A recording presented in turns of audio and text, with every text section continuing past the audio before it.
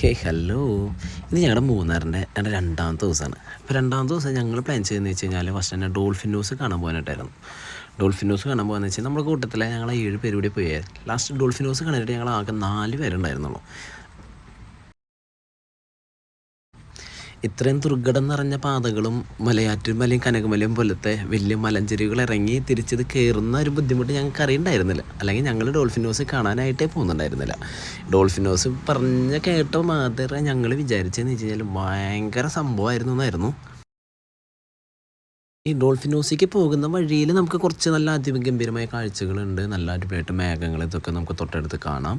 അത് കഴിഞ്ഞ് നമ്മൾ അവിടെ നിന്ന് വീണ്ടും ഒരു പൈൻ ഫോറസ്റ്റിൻ്റെ ഇടയിൽ കൂടെ നമ്മൾ കാട്ടിലോട്ട് നമ്മൾ വീണ്ടും തിരിച്ചിറങ്ങാണ്.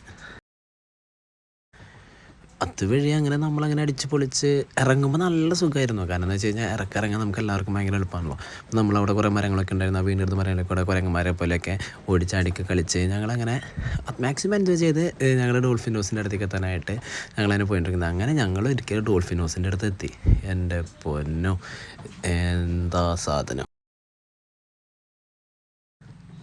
എന്തോ ഒരു കല്ല് കുത്തിവെച്ച് ഒരു നീളത്തിലൊരു വലിയൊരു കല്ലുണ്ടായിരുന്നു. അതാണ് ആ ഒരു ഡോൾഫിൻ ന്യൂസ് എന്ന് പറയണേ സംഭവം. ഇത്രയും കഷ്ടപ്പെട്ട് നമ്മളവിടെ എത്തിയിട്ട് ഡോൾഫിൻ ന്യൂസ് കണ്ടപ്പോൾ മനസ്സിൽ സങ്കടമായെങ്കിലും ആ യാത്ര ഞങ്ങൾക്ക് ഒത്തിരി സന്തോഷമായിരുന്നു. പക്ഷെ തിരിച്ച് പ്രധാന പ്രശ്നം എന്ന് വെച്ചാൽ ഞങ്ങളുടെ എക്സ്പെക്റ്റേഷൻ്റെ തൊട്ട് താഴെയായിരുന്നു ഡോൾഫിൻ ന്യൂസ്. അതുകൊണ്ടായിരുന്നു. പിന്നെ ആ കുന്നമലയും കയറണ്ടേ.